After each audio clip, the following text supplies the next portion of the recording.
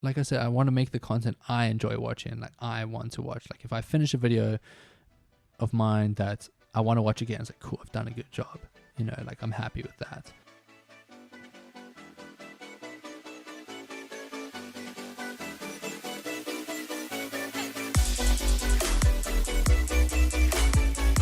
Hey, I'm Jamie. Welcome back to another episode of the Jamie and You Show, where I shine light on the amazing things people are doing and through conversation uncover unique insights that could inspire you or enable you to pursue your greatest ideas. While you're watching or listening, please feel free to pause the conversation at any time and write down your favorite quotes, your favorite insights, and please share them with us. If you're watching, please share them in the comment section below. And if you're listening or the comment section isn't for you, please tweet me at Jamie and You. Let's get into it. Chris, welcome to the show. Hey man, thanks. I'm stoked to finally be here. Yes, so happy to have you, man. Chris, how do you go from filming very casually some random videos in and around high school to now being paid to travel all over the world, not just to make films for big brands, but also for yourself? Wow. It's funny because I've kind of had this conversation with a few people this year, just from traveling and friends I meet overseas, and can only hear the backstory, but it's never really been out in the public before. I'm sure a lot of people want to know how this happens. Yeah, and I always kind of like, when I chat to people about this, I kind of just go back to, well, I mean, you remember because Jamie and I were at high school together, and when I was 15, I broke both my legs snowboarding on a family ski holiday, you know. Yeah, it was brutal, man. Yeah. I mean, I think it was definitely like, I won't say it was my worst injury. It was definitely the worst one to probably recover from. Right. But the actual incident itself, I think, sounded a lot worse than it was. But anyway, like I grew up in a outdoor active family, mostly a water ski family. So I grew up competing in wakeboarding mostly. And when I started to kind of really get into it, I was 14, 15. So to have that injury at the time, kind of, you know, just put that on the back burner for a while. Yeah, you were doing competition. Yeah, I was doing competitions. And so to not be able to compete for quite a while because of that injury really, really sucked. So I still went along to all the events to support my mates and to watch and whatnot. And the next best thing I could do, being there in a wheelchair, was grab my dad's camera and take photos of everyone. No way. Yeah. And it was cool. It was kind of like the first time I'd really sort of picked up a camera and gone like, okay, let's see what we can do here. And the craziest thing for me was the feedback from all my friends who were riders going like, wow, dude, you nailed these shots. And it was the first, not the first time, but one of the first times where someone actually at these events had the knowledge of what was going on. You know, all the photographers never really did that sport. Right. So they didn't know the exact timing to capture it. You know, there's times where you can take a photographer and get them to shoot wakeboarding, but you can clearly, if you're a wakeboarder, you can, and this applies for surfing, snowboard, any action sport, you can tell if that photographer doesn't do that sport because they don't know how to capture it the way that people like to see it captured, you know. So there I was, or would like to see it captured. You know. So there I was getting the shots that the riders want, because me as a rider as well, it's like, well, that's how I would have wanted it, you know. And with that, it just kind of, I had all this free time on me, you know, being in a wheelchair for 3 months and having, you know, spending like a month or two to learn to walk again. So I just started playing around with my dad's camera, and other friends, they were kind of older friends. They were doing photography and filming and that kind of stuff. And I kind of saw what they were doing. I'm like, oh, that looked cool to try. Like, I've got a camera and some time. Let me play around. So I started playing around with like night exposure photography and just playing around with some lights and whatnot.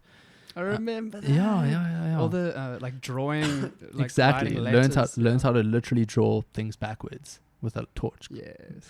And then it's just experimenting. It's just having fun. I love that. Yeah. And this was, I mean, that incident happened in 2000. Was it 2010? 2000? I think it was 2009. No, 2009. Right. I broke my legs, and I was very into my surfing in high school. I'd say more so than wakeboarding because of the surf club and all that. And around that time, GoPro was really starting to like, they were just a surfing camera back then. So because that's where they started, right? Yeah, strictly a surf camera. So because I was so involved in surfing and immersing myself in that industry with regards to magazines and websites, etc., like that's where GoPro was putting all of its advertising. So I kind of saw the camera and like, oh, okay, that looks interesting. I think it was one of the ones that wasn't even digital, you know. Oh, that would be pretty cool if you could go surfing and capture yourself. But we never really thought much of it. And then, you know, I think so only a year later, 2010, the HD one dropped. And that's when it like really started to, there were a few clips released in surfing and even other action sports of angles that people had never seen before. Like, whoa, that's pretty cool. And you'd only really heard of the camera if you followed action sports. And then I watched a bunch of their videos online. I was like, okay, wait, this is cool. This would be the perfect camera to get for myself to film myself and my friends doing what we do best and doing what we love, which is, you know, anything with the board, wakeboarding, surfing, skateboarding. So end of 2010, I got the original Hero 1, the HD camera. And I had probably 5 different settings, and I went around and we filmed a bunch of wakeboarding, surfing, a little bit of snowboarding, and made a video of just a little compilation, put it up on YouTube. And this is, you know, a couple months into the last year of high school. And that was the first video that kind of got noticed by GoPro in South Africa. And yeah, that kind of helped lead to everything else. But on top of that, just some of the other videos I made, you know, caught the eye of Wayne and Hugo back at high school. And then we started shooting some of the school events or whatnot. So I was definitely forced to produce clips in the last year. Not forced, I was keen to do it. I was hungry. I was like, this is all new, this is fun, playing around with video. And then made that video which I mentioned, and that got the eye of GoPro in South Africa, and they messaged me like, hey, we like what you do, like we'd love to chat more. And end of high school, there was that film festival that I think Wavescape hosted at the time. That Wavescape is a local surfing website in South Africa. They have a film festival every year in November, December, and usually there's a little competition where you can enter videos. So I entered that video and 1 or 2 others entered, and there was a whole voting system and judging panel and whatnot. GoPro was, I think, one of the title sponsors that year. And I was busy finishing high school, getting ready to go to college next year. And I remember GoPro messaging me like, hey, we want to chat, blah, blah. And I was like, oh, we'll wait till after the festival, otherwise I'll get disqualified because I wanted to win. Right. And ended up getting second in this competition, which was cool. You know, the video still got screened at the screening and whatnot. But at the end of the day, I actually ended up getting a sort of GoPro sponsorship out of it because they wanted me as a part-time filmer editor on board. Who was in that competition, by the way? Because bear in mind, you were 18 at the time. Geez. I'm trying to remember the guy who won it. I think he was a surfer. So the surfing industry was a super late entry, and I remember the entire surf industry got behind him like crazy. He just racked up votes like out of nowhere. I actually can't even remember his name now. It was so long ago. I think the guy who got third was a guy called Sean van Sail, and he's a filmmaker from South Africa, and he specialized more in motocross at the time. But I can't remember the name of the guy who got first. But yeah, then because just for some context, you were this newbie coming in, full newbie, like had literally learned to edit, you know, not even a year ago, just messing around on Sony Vegas editing program. Pure self-taught messing around with it. And then what did GoPro see in you at that time? I think they just saw, like, you know what it was? It was, here's someone in South Africa making cool GoPro videos to a standard that they hadn't seen before in the country. So it was like, oh, there's actually people, because this is when content wasn't what content is now. You struggled to find content back there. So any mediocre content even stood out, whereas that's not really the case today. So it was definitely above the average level of GoPro content back then. So it caught their eye. And they kind of reached out like, hey, yeah, let's get chatting. So after the week of that film festival, I met with the marketing manager of GoPro at the time, and he just gave me this epic package just full of GoPros and accessories and whatnot, and kind of there was no contract or agreement or anything, but like, oh, we'd love to, just have you come direct, edit, and be a part of as many of our projects throughout the year, mostly events. And the first one was Ultimate X, which is basically South Africa's version of X Games, which was like the best events I could possibly want to shoot, especially with the GoPro team, and being a part of that was really cool. So that was kind of my first project for them, bearing in mind I'd also just started a business degree at UCT.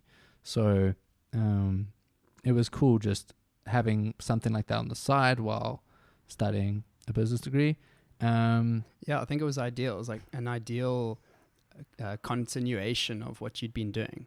So during school, you were making videos, and then you were on your way to university, and then you got this opportunity where someone was saying, please keep making videos for us. Yeah. Which kind of forced you to keep doing it. Exactly. And I was just stoked to make videos back then. It wasn't a job. It was just something that I like generally just enjoyed doing. Like I love to make videos. I love to shoot. I love shooting cool things like action sports, like things that I did or things that I had always thought were really, really cool, skateboarding, freestyle motocross, BMX, etc. So to get to have all access at that Ultimate X event and be running around and shooting with the GoPro and capturing those sports I'd never really had the opportunity to capture before was just cool. And then the video got a great response as well. So that was just like cool, another epic thing to add to the portfolio back then, which I wasn't even thinking of at the time, And then, university was happening, and we had the Sax Appeal magazine selling. So for those of you listening that don't know, Sax Appeal is a magazine that our university sells for charity. And usually when you're in your first year of college, you get really drunk the night before, you don't go to bed, and you go onto the streets and you sell these magazines at traffic lights, usually wearing crazy outfits. So that's what myself, Jamie, and a few of our friends did. And we strapped GoPros on each other, and one of our friends wore a head strap as a thong upside down with the GoPro in his crotch area, just running around traffic snapping photos.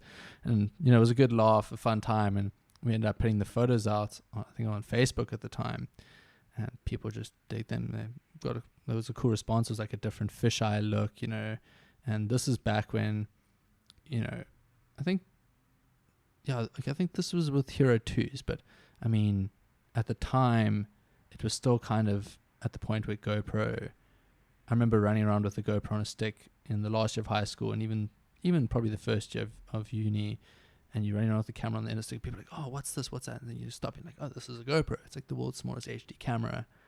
And that just doesn't happen anymore. To see a company's name shift from like having used it for so long was pretty cool. But to go back to the whole Sax Appeal story, we kind of put these photos out online and had a good response, and then we jokingly started this little crew called the Crotch Camera, which I still don't like think of that name as the way everybody else thinks of it, which is really funny. I don't know why, but just a name. It's just a name to us. And then people are like Crotch Camera. But one thing we did realize further along is like it's a name you would never forget. Yeah, it really stuck with people, and it makes an impression. Yeah, people big time. Think, what's that? Yeah. What? Yeah, are you kidding me? Yeah. I love how. So it was amazing to watch that idea unfold. It was beautiful. So Justin grabs the head strap and he puts it on. Yeah, and so I remember he was running around, and it was a bit of a joke that if we could take a photo of someone. It was kind of like they were looking at his crotch. Exactly. That was like the joke. Yeah. And then it was like, haha, we're taking all these photos. Complete joke. Yeah. And then we look at the photos and we think these are fun. These are fun because it's also unique angle, unique perspective. Yeah. And I remember, I think you took them and you put them through like a color editor or something like that. Yeah, we put them through a crazy it was like really an old school Polaroid Polaroid color editor, which is what's pretty much the craze right now, which is so funny to Which think is also like, that's before Instagram, and then that's actually how Instagram got big. Instagram, was that those kind of filters. So actually, yeah, it's interesting, Crazy, and it's also when having that happen early. like also when GoPro style photos were just weren't around much as well. So even just a GoPro looking photo, didn't matter what it was, it looked different and cool. And there was like big light leak things happening and stuff like that. Big light leak things. So yeah, it's really cool. Or like lens flare stuff. Lens flare stuff. Yeah. So anyways, these photos, we look at them and we think, okay, there's something here. People like them. Do you remember where it went from there? So we just kind of we jokingly were like, oh, let's just start a little Facebook page and call it the Crotch Camera, and then we'd just between classes and around uni on campus, we would just snap photos here and there and upload them every couple of weeks or whatnot, and it was just kind of a fun little side project we had. And then Synergy came around, and this is one of the first sort of turning points in my career. I'd say there's a few like that I really like can like highlight and pinpoint. I'd say this is definitely one of them. And so Synergy used to be one of the big music festivals in South Africa, and Jamie and I had been to it in the last year of high school, and it was my first festival. I don't think it was yours. Yeah, I think it was my second. Yeah, it was my first music festival ever, and it was the most insane experience ever. It was super fun, and this festival in its prime days, and they'd gotten a bigger, better location for this is now 2012 we're in. So this production company that used to shoot a lot of after movies in South Africa called AVA, they put out a competition online to win this insane VIP experience package to this festival. And we thought like, wow, it was backstage tickets, cases of Red Bull, VIP camping. It was like a really, really cool hamper. And it was a video competition. Well, it was a video competition, but you could submit photos and other stuff, but video was definitely going to have a higher chance of winning. And they had two of these packages up for grabs. So we thought, no, we've got to take a shot at this. It's our favorite festival. Here's an epic chance. We make content for fun. Let's just give this thing a go. I remember we entered it. We put in a lot of effort for that video, man. Editing wise, storyboard wise. Yeah, it had a script, had a whole story to it. Script and everything. I remember we made this video, we put it on, and we got and it was very much like you had to get your friends to go vote for you on their page and whatnot. And I remember we were looking at all the other video entries, and there was this other video that really stood out that we knew, okay, these girls made like a really cool rap video. And we're like, okay, they're guaranteed to win. Like, two good-looking girls making a funny rap video, like they're gonna win one of the prizes. So like, hopefully we have a shot at the other one. And we're like, no, we've got like the second most amount of votes. Like, surely we're gonna get it. And we didn't get it. And I won't go into the story as to why we didn't get it. There was a little bit of bias in my opinion. Obviously, maybe I'm a bit sour about that, but we won't get into the politics of that. But anyway, we're like, oh man. Anyway, so Red Bull were one of the sponsors of that festival. And we had Red Bull in our video even. So we tweeted Red Bull our video like, hey, and we made this cool video to go to Synergy. Like, I think we even might have mentioned the competition. We didn't win tickets. And then they tweeted us back, sure, like, that's epic. We've got 2 tickets for you. Come past the office and grab like a case or 2 of Red Bull. And we were just like, sick. Okay. As 2 college students, this was like rad. Red Bull want to hook us up with tickets. So we went past the office. We never gave up, man. No, we didn't, man. And we went past the office, got the tickets, got the cases of Red Bull, which was like so sick. And we went off to Synergy. We were gonna go to Synergy regardless. Yeah. It was just kind of like we were trying to really improve our experience with that VIP package. Anyway, so we go to Synergy, and I think on the way there or just before, we were like, let's just make a fun video there just for the sake of it, maybe like as a little thanks to Red Bull. Didn't really think much of it. And I mean, that video was not a priority at the festival. We just had our festival experience. But anyway, what we ended up doing with the video is we made it a purely transition-based video where everybody, either if you were a guy, you high-five the camera, and if you were a girl, you probably kiss the camera. And we used that in our transition. So if someone's hand hit the lens, it would transition to someone else. If someone kissed the lens, it would transition to someone else kissing. And that transition hadn't really been done at the time. And I remember we got home from the festival. I think I was like, so amped from having such an epic time that I edited that video pretty much straight away. It wasn't too difficult to edit. It was short as well, punchy short. It was like a minute, just under 2 minutes. We put that video out. Nice fun music in the background. Fun music, fun vibe. The weather was great that weekend. Happy, smiley faces. And we put that video out a day or two after the festival, and it just blew up online locally. It went what you could sort of consider semi-viral, relatively speaking, at the time to that industry. I mean, the video probably only has like 30,000 views, but back then, it became the most viewed festival video ever, I think, in the country. And that, when we thought, oh, this was epic, this is so cool to see a video getting crazy views back then.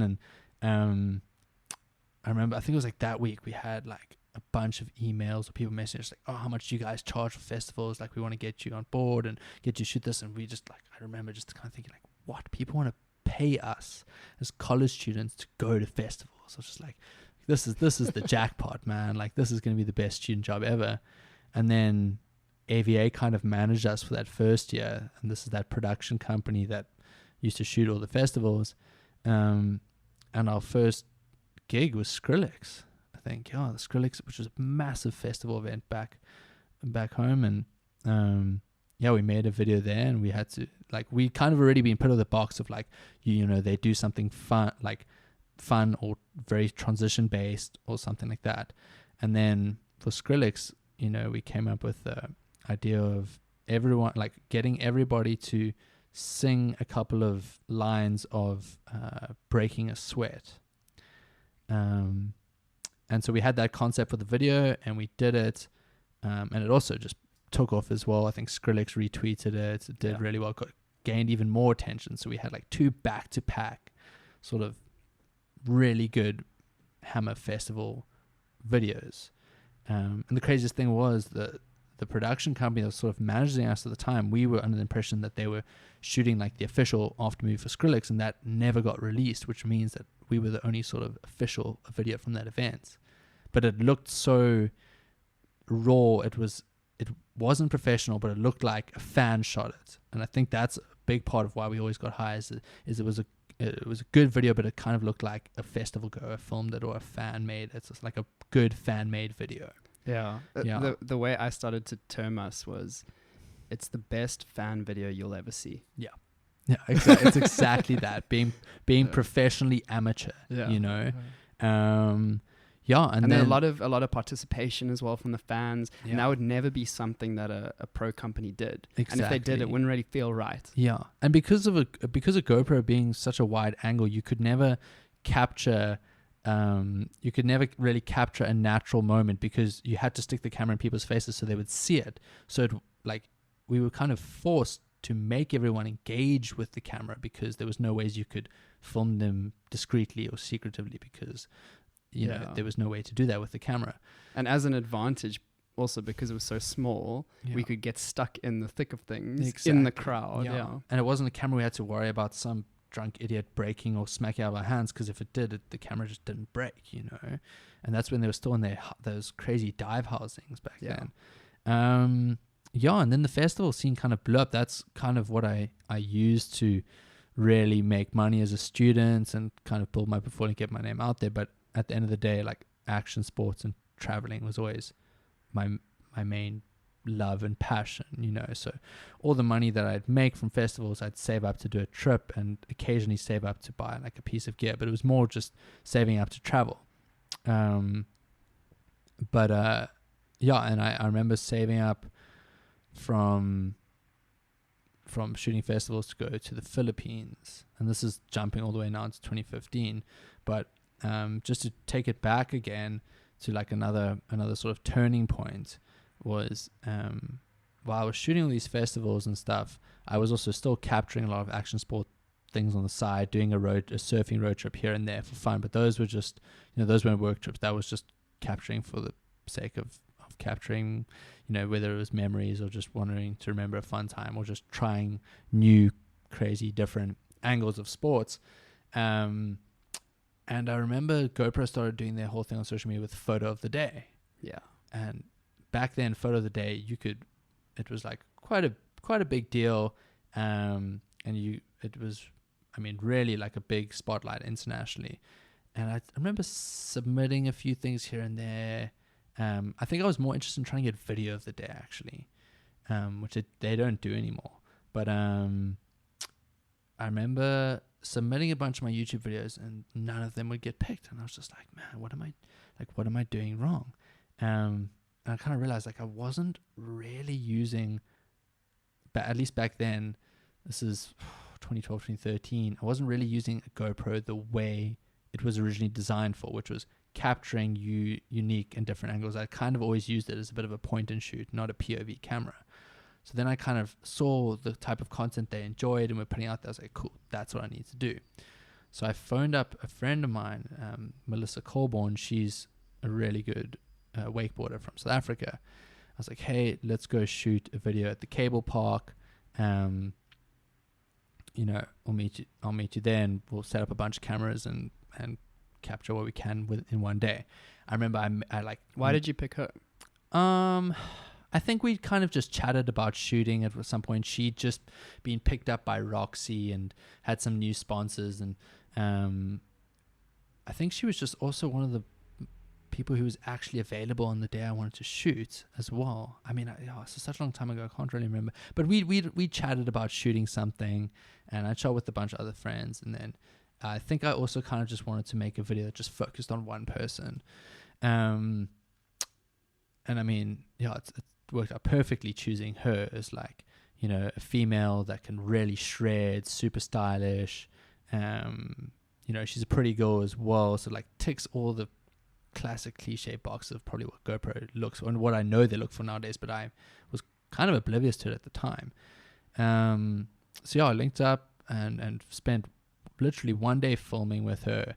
I remember like I had to spend like 500 Rand or 400 Rand on like getting into this cable park, like paying full price for the thing. And I was just like, no, it's like telling myself like, no, it's worth it, because I can't remember what it was. It was like, I think I just monetized my first video, and it was like, no, if the video gets this amount of views on YouTube, like I'll make the money back. So it's fine. Like I can't remember if I don't think I paid for her cable pass because she was like a member. But anyway, I went crazy with the angles on this. I'd made like that helicopter mount that spins around your head if you put on the helmets, and that was so cool. Yeah, and I didn't have a drone at the time, and drones were like very expensive and few and far between back then. So I bought like, I think I went to like a sort of Home Depot DIY store and bought like a paint pole or like a pool pole, and put a GoPro mount at the end of it to get like a high cheating drone shot. Oh, so just holding the pole upwards. Holding the pole, and the pole's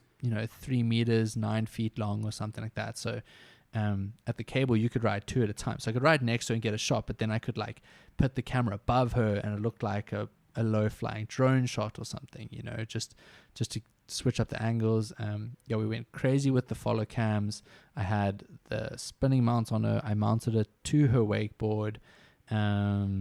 And what else? Yeah, we went pretty crazy with the angles, and I kind of knew, like, I was in the mindset, like, that's what GoPro wants to see. And I remember getting home, being so stoked on the footage we got, and had the perfect song, and like edited this video. And like when I finished editing, I was like, damn, this is the best GoPro video I've ever made. Just in terms of like the classic GoPro thing on having all the different angles. And when I was filming with her, I was like, cool, like, I'd make her do the same trick over and over and over again to capture it from different angles.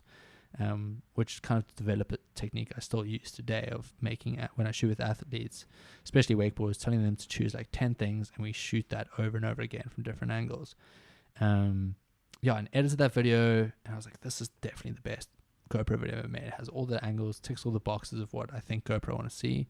Submitted it, and like within that week, like video of the day, it got like a bunch of attraction, and it racked up like a decent number of views, and they actually ended up reaching out to me from the States. This was my first contact with GoPro in America, and I was just like so stoked. I was like, yes, like finally getting noticed where I want to get noticed.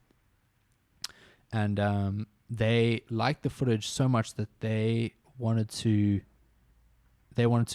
get all the raw footage and make their own edits of this on their channel.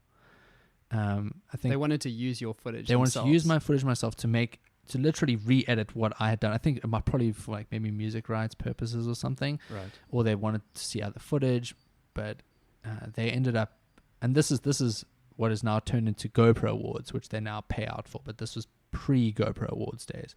So all you got back then was, you literally got sent a free GoPro, and there was something in the contract. If the video reached over 1 million views, you would get paid out for that. Right. Because I think they were monetizing it or something. But yeah, they've now got the most insane awards program, which pays out a lot of money if you can do it properly. But we'll get to that later.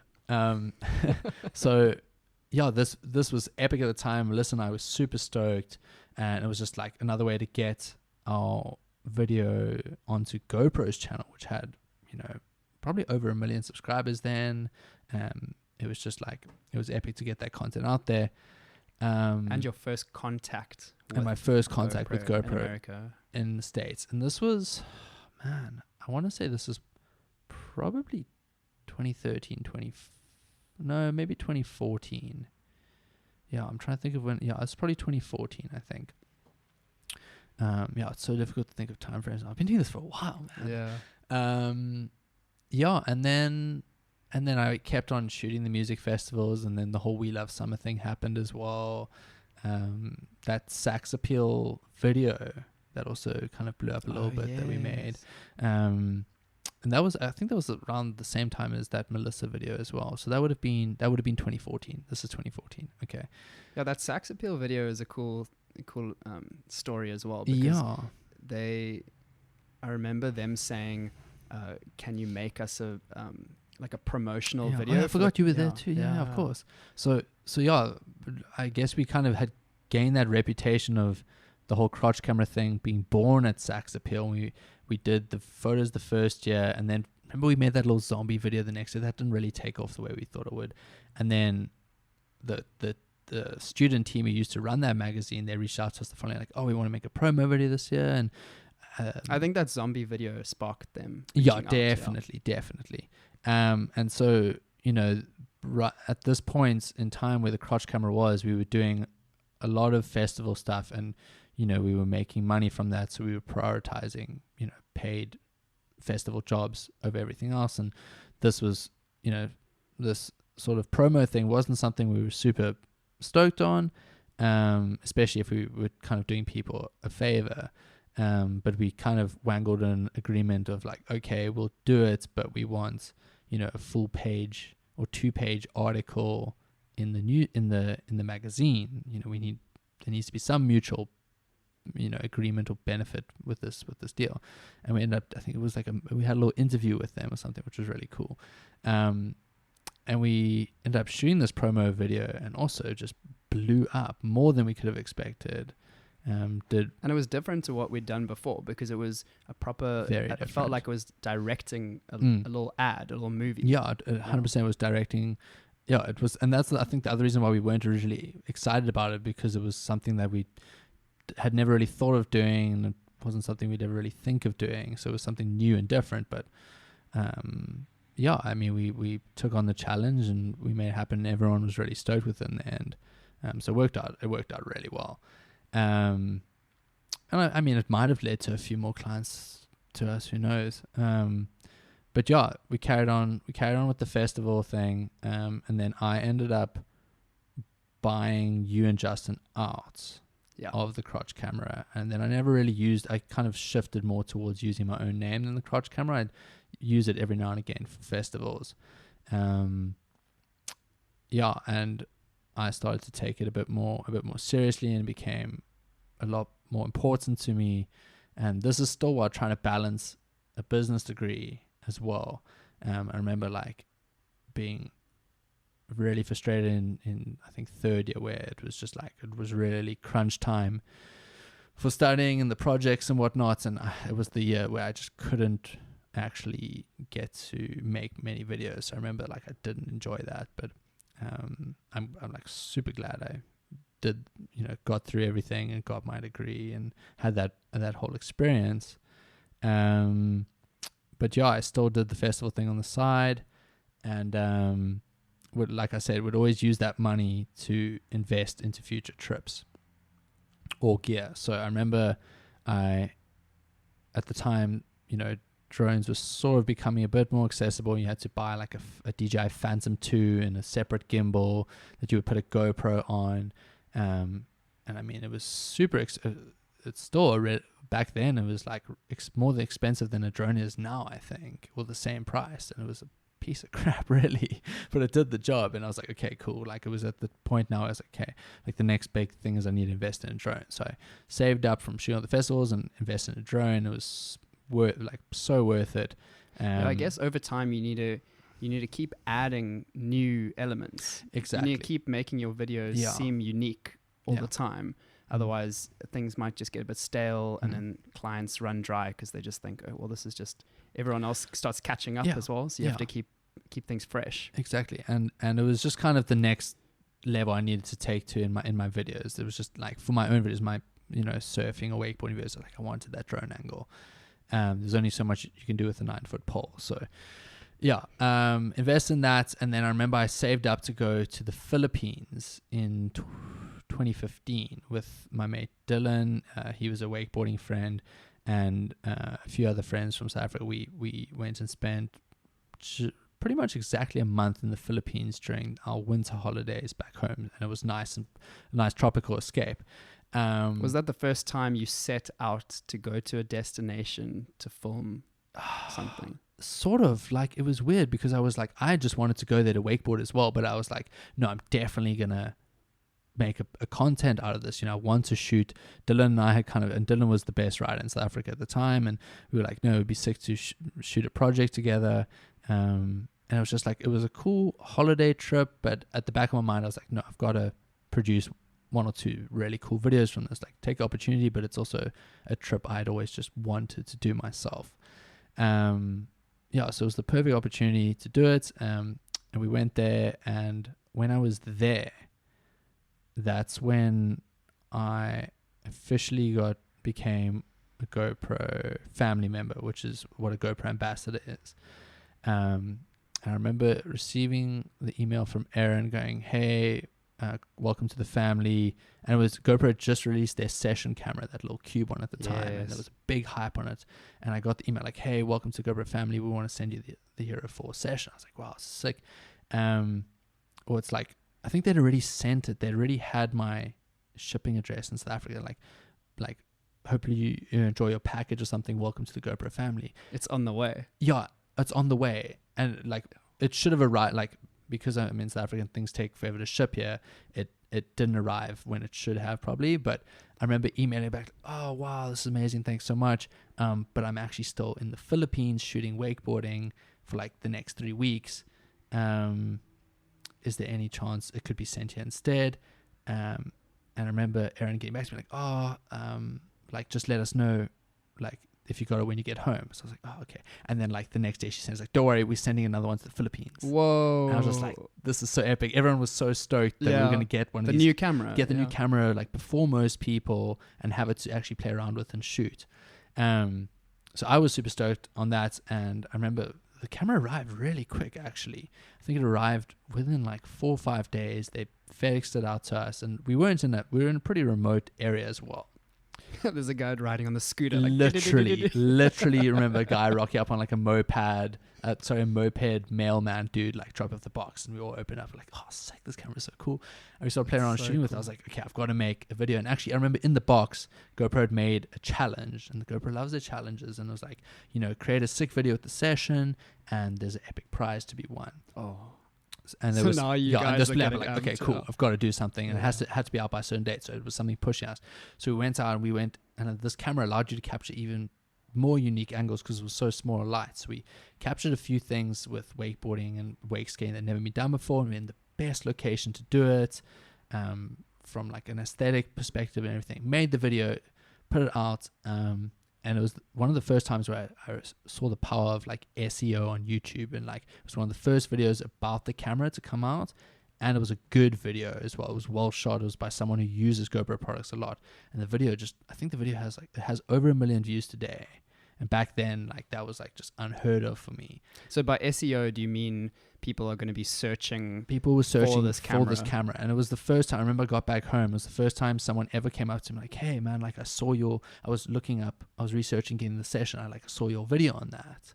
I was like, wow, like people, it was literally one of the first, if you typed in Hero 4 session, it was within the first 3 videos. And then because it had a really nice thumbnail, people would click on it as well. Rather than the other video options. Yeah. But that's cool because this might have been one of the times where people weren't looking for you. They hadn't seen your video elsewhere. They were looking just for a video on the new GoPro. They were literally looking for a video on the new GoPro. Anyway, we sent that video off. I didn't end up winning that competition. But I remember submitting it to the GoPro Awards program, which had just started. And back then they were paying $5,000 for a video. And it's good money. Yeah, good money, insane money as a student. Yeah. I remember sending it off and they wanted my Hero 4 session Philippines video. They wanted that as an awards thing, but they wanted the raw footage because I think they wanted to like cut it down a bit. And that was the first time I'd seen like investing in a trip and it paying back. So like I'd spent all this money to go to the Philippines, create this content at my own cost, own expense or whatever. Don't get me wrong, I wanted to do it. But then I actually made money off the trip because I won the GoPro award. So not only did I have my whole trip paid for, I actually pocketed money at the end of the day. Yeah. And that just went into funding the next trip. It must have blown your mind at that time. It was crazy. And then literally, it's similar to the first mind-blowing thing was, you want to pay me to make festival videos? Yeah. And now it's like, you want to pay me to go make videos overseas? Exactly. Yeah. And this was 2015. So that's the year I graduated. Right. And I remember I used that money. I was like, cool, this is 100% going towards funding more trips. And I remember, you started to maybe see like, this is the wheel, this is the money and travel wheel that can pay for more stuff. And I'd made wakeboarding videos, I'd made surfing videos, and the one thing I'd never really made the way I wanted to do it, I knew it was like, to me at least, watching online and seeing guys like Abe Kislevitz and Chris Farrer and Alexander Mellis making insane ski edits or snow edits. I was like, and those would get a lot of attention. I was like, oh, okay, like that's something I need to add to my portfolio because one, there seems to be a lot of interest in those GoPro videos, and two, I freaking love snowboarding. It was such a novelty for me. So saved up and then did that trip in 2016 to go capture all of this. And I remember it was my second week on the mountain, and finally I'd been chatting to Melly. We'd been chatting online for like probably 2 years, but never linked up. And he'd always been like the ski GoPro guy, and I'd kind of been the GoPro wakeboard kid down in South Africa. And we're the same age, same things. His is obviously just snow, mine's water. I was like, hey man, I'm coming over to like your area where you ride. Like, it'd be cool to like hang out and film. The first day we meet, we're just riding around the park. I don't think the light wasn't good for shooting, so we're just kind of messing around. And halfway through that session, I snapped my collarbone in half.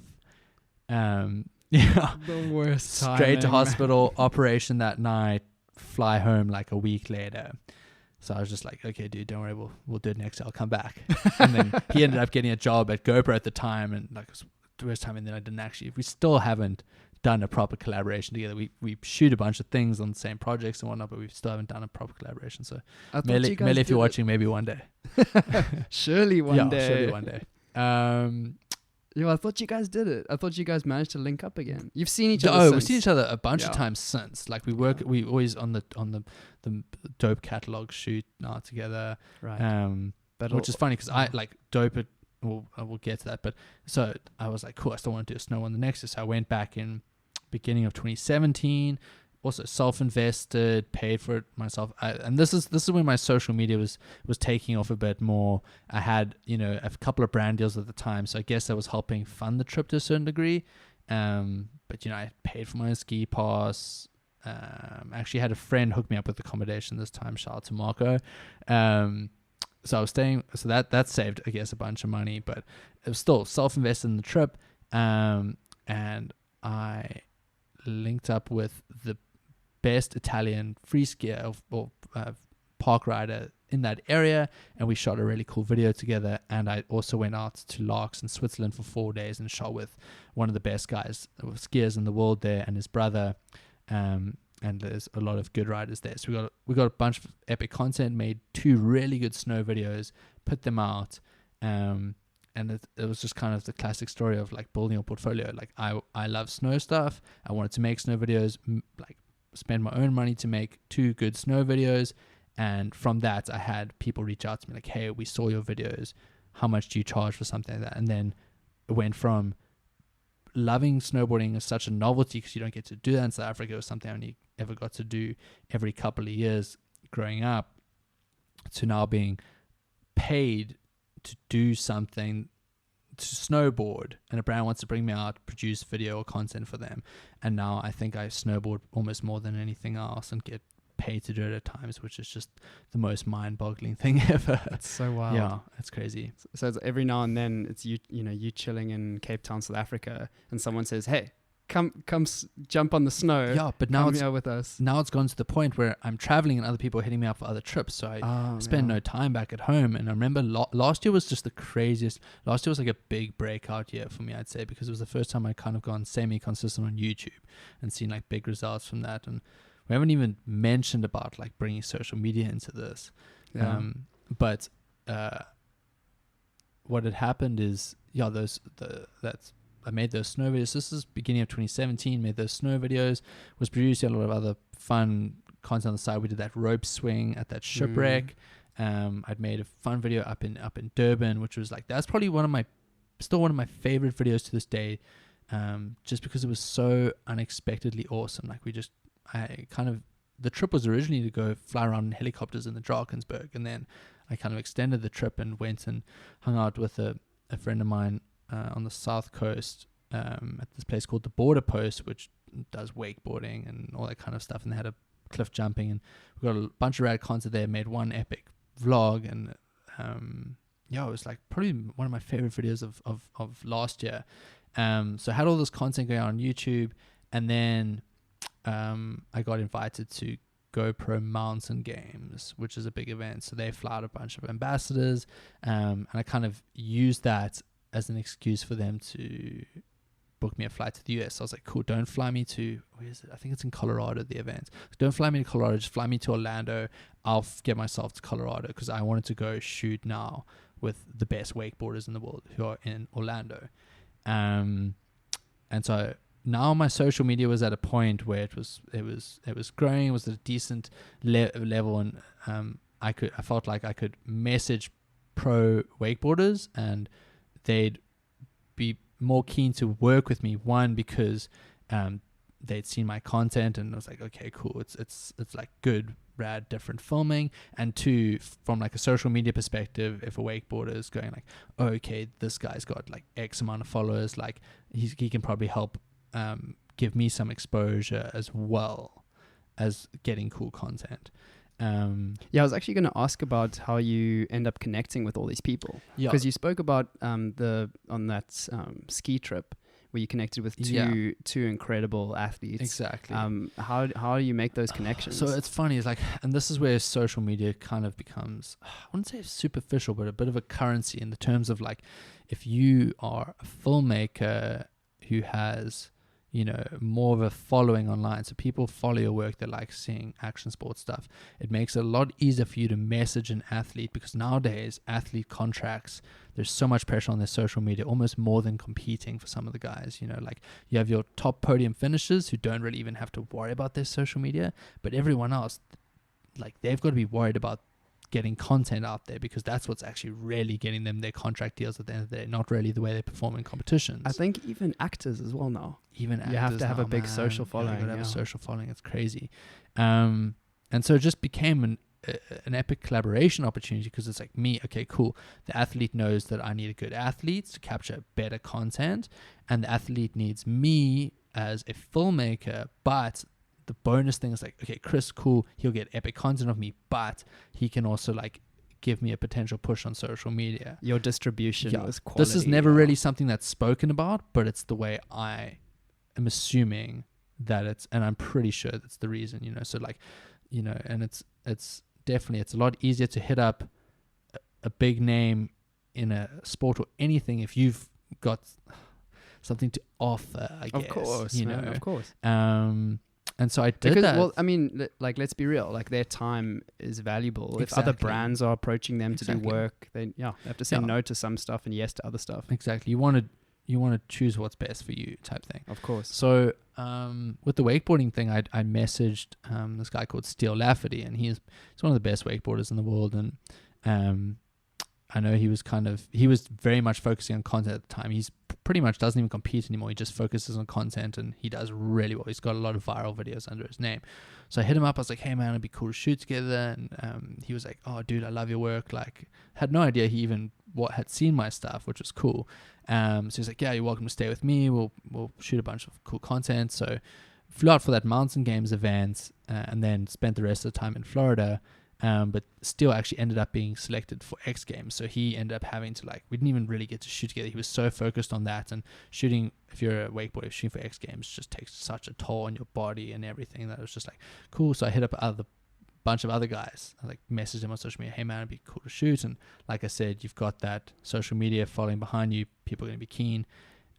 I remember it's also a bit of credibility, I guess. Yeah, like, for sure. If you've got a big following, okay, this guy must be something. He's not just some random dude. Exactly. And they'd seen a couple wake stuff here and there, but now it was like, here's the opportunity to shoot with the best guys in the world.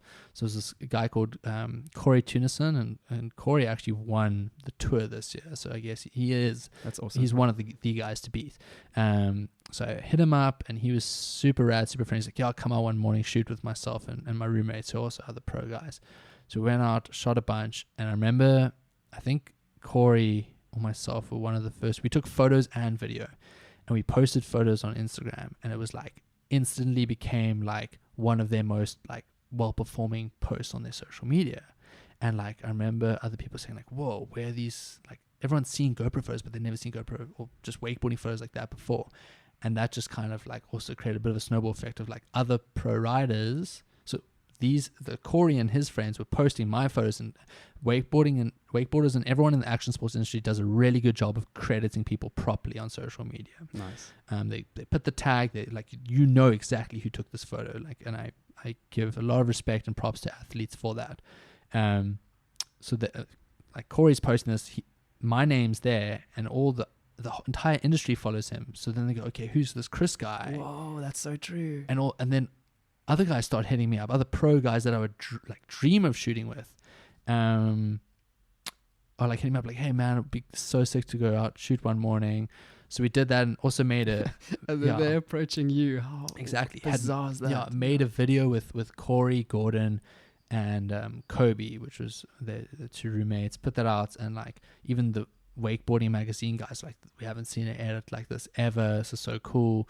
So that trip like really just 100% got my name out there in that industry, which was really cool. And that's what I'm kind of trying to do and hoping to do in the snow industry now, in the wakeboarding industry, and other action sports industry, not just wakeboarding. It's like I feel like I've got my name out as much as I could, or like I'm happy with where it is in the wakeboarding industry right now. It's like, it's not out in the surfing one as much as I'd like, or the snow ones. So those are the ones I'd like to focus on a bit more and work with, a couple of surfers going into 2019, hopefully one or two snowboarders or skiers this coming season now. And just, I want to get paid to do the things I enjoy doing the most. So I'm going to make content of those things until that happens, and it's slowly starting to happen. Of course. I think it's also been nice how your focus seems to shift based on what you need to do next as well. Yeah. So you see, okay, my portfolio needs a bit of boosting here. I need to start collaborating with these kind of people here. And that's started to fuel your direction. And also you also seem to follow like trends. And if something new's popping up, like if GoPro is going to send you a camera, you're going to make a video about it. Definitely. Because that's something that's going to be relevant at the time. Yeah. So I saw that, like I said, I saw that happen with that Hero 4 session video, and I knew it was a big relevant thing. And every time GoPro releases a camera, it's like that. And with the Hero 5, that didn't happen. They kept the Hero 5 launch like super tight because they're releasing so many products and so many big changes happen. But I still got invited to the launch of that event, had one of the first videos out, but we made it as a group. And this other guy in my group, he was like he's a big YouTube channel, almost like 500,000 subscribers. He put out on his channel as well. I think it performed better on his channel. But then the next year with Hero 6, I got put on the production team for the launch of that video. Had the camera 5 months before it was even released. Whoa. Got to test it out, stack up all this footage, and I knew like the value of putting out a video straight away. And I got to put out a video at the same time GoPro did, and be like, hey, I've been shooting with this thing for the last 4 months. The slow motion, it's insane. Like, check out what I've captured over the last 4 months with it. Whereas like most tech bloggers, reviewers who get given the camera like a week or two before just can't do that. And most of them aren't GoPro specialists. They're just general tech specialists. So they with a bit of a following. Yeah, exactly. So they don't really do the product justice. And so I had this really good video. I had a good thumbnail, good title, and it just did super well. And so I think it's got over 2 million views now. And it's just like that power of SEO. Like if you were searching for the new camera, it was one of the first videos shows up. Like I said, it had a good thumbnail. And I did that as well for this year's camera. I didn't get it as quickly as I'd like it, and video was late by a few days, and I pushed it a little bit here and there. But it also it had this similar results, so it worked. What would you say are your most popular style of video? People love the tropical stuff for sure. Yeah, like especially a location that's popular. So Bali has just been popping for the last 2-3 years. So like, you know, I can happily book a trip to Bali for 2-3 weeks, come back and confidently say like this video will probably get over 1 million views, just because like it's easy to capture good content there. People love tropical stuff. And like it'll do well with SEO. I've kind of like worked out the formula for that, and I'm hoping that's what we kind of wanted to achieve with Greece this year. So I'm hoping when I put out the video from Greece, it'll do the same. We'll see when it comes out, but tropical content is always done pretty well for me. But I've had a few other ones here and there that do surprisingly well. So I had a surfing video clip this year, which is cold conditions, wild conditions in Namibia, but it was more just the case of like, this is one of the best waves ever recorded ever. So it was kind of just the surf industry carried that. It wasn't more so much SEO, right? Yeah, it was like actual viral content being shared within that industry.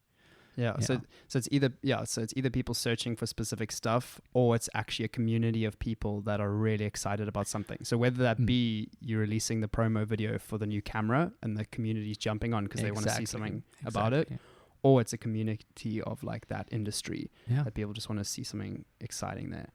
How do you balance like picking stuff that you think will be topical with brands actually just asking you to do videos for certain reasons in certain locations, or do you kind of get to pick where it'll be because you know where it'll perform best? It's a bit of both. So it depends, you know, if I'm working for a brand where they want me based on not my social media following, they want me based on my skills, my ability to create content, edit content, then it's kind of, I'm lucky to be in a position now where I will pretty much only choose that project if it's actually something I'd be interested in doing and something I could use for myself. So the Abu Dhabi trip now with Formula One and that whole thing, it wasn't that wasn't like a paid brand deal because of my social media following. That was like, hey, we want you because we like your style of we like what you are able to create. So it's them hiring me as a professional filmmaker, not like an influencer or content creator type thing with social media following. But because the concept of what they wanted was a video that I've made before in other locations, it was something like, cool, this is a project that I could make an epic video for myself and for my YouTube channel.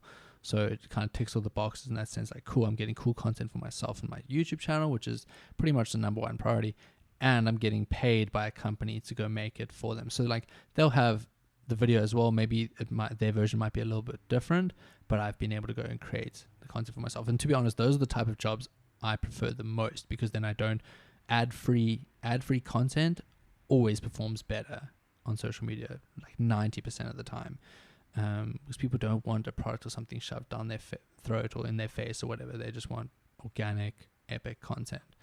And I had that earlier this year with the swimwear brand, managed to link their shoot into making cool content for my channel as well. So then do you just position it as a collaboration rather than an ad? No, like, so because you still feature the brand. Well, with the Abu Dhabi one, there's no real brand to be featured. It's more promoting the events. Right. With the swimwear company, yes, that's more just me going like, hey, I'm here shooting their 2019 range, but we're going to go do so many cool things. I thought I'd just kind of give you, like, my audience an insight into behind the scenes, but it's like it's pretty cool that this company gave me complete creative freedom. They're like, hey, we like your style. Like, this is our range. This is kind of what we have in mind. What are your ideas? And it's a very, like, I mean, the company is Arena Swimwear, which is Speedo's biggest competitor. They're known for their competitive stuff, and they released a really cool line of beachwear, like girls' bikinis, guys' board shorts, stuff that I would actually wear. And they were shooting it in Miami, so I was like, cool, okay.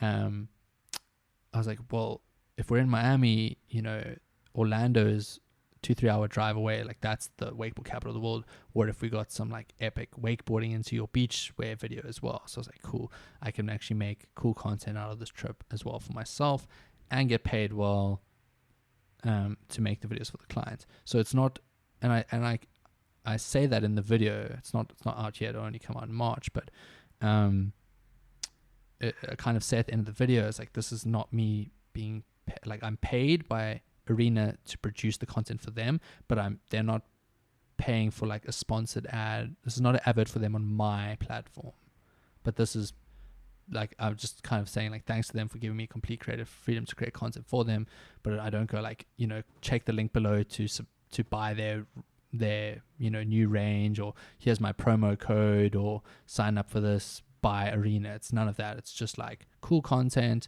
People are wearing their you know, swimwear in the video, but it's not me trying to push their product on my platform or my channels. And that's, I mean, I remember that kind of starting out as the collaborations in the beginning between influencers, before that term was even around, between influencers and brands. I feel like that's kind of how it started in the beginning. It would just be something that you were doing anyway, just getting up to, and then the brand would get involved, and it would feel like quite a natural thing. Exactly. So I'm guess I'm very lucky to be in the position where I'm very selective of who I work with now, and I try to choose a brand that fits into what I represent. And if they don't, then there's probably a good chance of being paid really well for that, because I'm kind of selling out. But then I like to think that my audience would be like, okay, cool, he's sold out, but look what he blew the budget on creating. You know, it's like, cool, he's promoting something that doesn't like fit super well into him, but it's like, damn, the content was so epic. This was such a cool video. It's like, I don't mind seeing that ad because he clearly spent the budget, or a lot of the budget, on making cool content, and still gave us the cool content we used to, at the small cost of getting a little ad in between it as well, push this product that doesn't really resonate like 100% with what I represent, but it's like, doesn't matter, we got cool content as well. So you're always thinking about your audience, because it seems like that's what you're building over time. Like I said, I want to make the content I enjoy watching, like I want to watch. Like if I finish a video of mine that I want to watch again, it's like, cool, I've done a good job. You know, like I'm happy with that. And it's, I'm lucky to be in a position now where brands also trust me a lot more, and it's cool where I have a sort of portfolio that the brand will approach me like, oh, we love what you did here. Can we have something like that? And you just mention this or that, or you wear our t-shirt or watch or etc. And you have complete free range and full creative freedom. You know, just give us a bit of an idea of what you'd like to do, and you know, you kind of negotiate the way to best do it. And I kind of like really put my foot down when talking to brands, and it's like, oh, we like this and this. I was like, look guys, like I hate being treated like an influencer, and sometimes it's like, but usually when you're dealing with a brand or an agency, they can, if you word things right, you can be like, look here, like I know my audience, like, and you use the right words, like, you know, we want it to be organic and natural as possible, and like you need to trust me, like this is the best way to do it. And usually they'll go, okay, like he's done it before, he kind of knows what he's talking about, like we should trust his judgment and not be like just the blatant advertising. Sometimes when you put your foot down and say no to people, you'll be surprised at what at what they let you have or let you do. You know, there's I mean, as you said, I guess it shows them that you know what you're doing, exactly. and then that gives them a bit of trust in your ability, and then they're more likely to say, okay, do what you need to do. Yeah. It seems like you know what you're doing. Exactly. But if you're going to just hope that they come to you with the best deal, then you might not get what you think could be the best option for everyone, actually. For sure. Yeah. And it's also been interesting, like now that I have my own product this year with presets, like seeing it's like, cool, now I'm not trying to market or sell someone else's product, it's my own. And like, what's the best way to approach that, and being able to test that out myself on my own platforms and going like, oh, am I overquoting my clients? Am I underquoting them based on my returns on my product? And it was just like, it was cool to see like me posting and promoting my own thing and being like, and seeing the returns and going, okay, like I'm definitely quoting properly, approaching it properly, if not even underquoting at times. Interesting. So you're saying, like, how much money do I make when I post my own promotion for my own product? Exactly. How much money do I make? Because if I'm promoting someone else's product, they might be making that. Exactly. Are they making positive returns on using me or not? Gotcha. So it was cool to see good positive returns on what I would have charged my own company if you were promoting yourself. If I was promoting myself. Yeah. So that was good to see. And then I've worked with a few brands where they kind of come to you and go, oh, and you kind of negotiate rates and you don't get the exact rate you want, but it's still good enough to do. And they come back to like, okay, but if we get good ROI on this, we're coming back to you. And then they do, and they come back and they go like, okay, if we get good ROI again, we're going to lock you in for a 6-month contract or something. And I've had that happen, which is cool. So yeah, it's always good to see that. Yeah, I'm really glad that the brands can tell if they're getting something out of it. Think how much that's an advantage to you, right? Big time. They can actually say to themselves, okay, no, this guy actually did give us business. Let's use him again. Whereas in other forms of advertising, maybe it's more difficult to track that that advantage that you get from it. For sure. So that's awesome. And just also with brands, it's like cool doing the whole sort of influencer side thing where it's just you giving the promotion or advertising or whatnot. But when I get to create the content for them and they post it, it's also been cool seeing like creating certain content for brands, and that content becomes some of their best performing content ever, you know. And then I get to like, whether they even realize that or not, I don't know. But it's also cool to be able to point that out, be like, hey guys, like, I don't know if you realize, but like the photo that you posted of, and I remember it happened on a wakeboard company's Instagram. Like, so Instagram at the end of the year, they always have that your best 9 posts or whatever. And I think I had shot with 1 or 2 of their athletes just for fun with them, like nothing to do with the company, but the company just reposted it.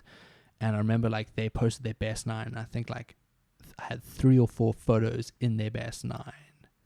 So like I should really go back to them and be like, hey, like, you know, look, you didn't hire me for content or whatever, I was just shooting with the athletes, but my content clearly performs well for you. We should do something together. Yeah. I mean, because even my content performs well for you, so us collaborating might be a good idea. Exactly. Yeah. Exactly. And I'm already shooting with the athletes, so it's something I've already it is something already I want to be doing. You know. Yeah. So it's pretty crazy. Chris, it's been awesome having you, man. Thank you for having me, dude. Thanks for joining. Yeah. For those watching or listening, thank you for joining us. Once again, please write down your favorite quotes, your favorite insights, and please share them with us. If you're watching, please drop them in the comment section below. And if you're listening or the comment section isn't for you, please tweet me at Jamie and you. Chris, where can people find you online? You can go to YouTube and just search Chris Rogers. I should be the first thing that I will be the first thing that shows up, and my channel's there, and just at Chris Rogers on Instagram. Awesome, man. I'll put all the links in the description as well. Cheers. Sweet. Cheers.